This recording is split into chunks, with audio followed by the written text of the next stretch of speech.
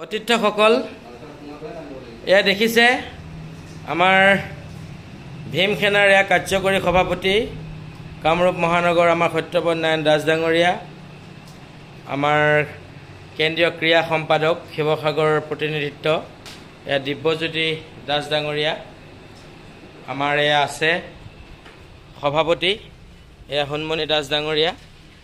আপোনালোকে দেখিছে আমি এতিয়া কেন্দ্ৰীয় প্ৰতিনিধি দল ন্যস্ত আছোঁ ভীম সেনাৰ আমাৰ স্থায়ী কাৰ্যালয়ৰ প্ৰচাৰৰ কামত।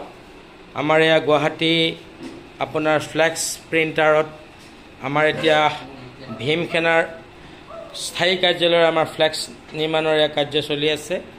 আমি এতিয়া দিনৰ কাম শেষ কৰি আমি এতিয়াও আমি প্ৰেছতে আছোঁ। সতীৰ্থসকল, অনুসূচিত জাতি জনজাতিৰ এই সামগ্ৰিক যুঁজখনত আপোনালোক সকলোৱে ভীম সেনাৰ একোজন সক্ৰিয় সৈনিক হওক।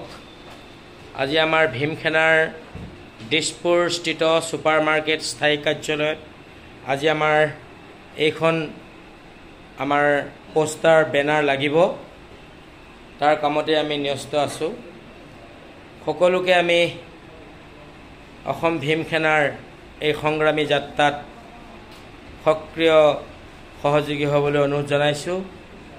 লগতে অহা 11 তাৰিখত ডিব্ৰুগড় জিলাত যি কেন্দ্ৰীয় সাধাৰণ সভা অনুষ্ঠিত কৰিছে, এই সাধাৰণ সভাখনি সাফল্যমণ্ডিত হোৱাৰ স্বাৰ্থত প্ৰত্যেকজন কেন্দ্ৰীয় প্ৰতিনিধিৰ সফল অংশীদাৰ আমি কেন্দ্ৰীয় সমিতিয়ে একান্তভাৱে কামনা কৰিছোঁ।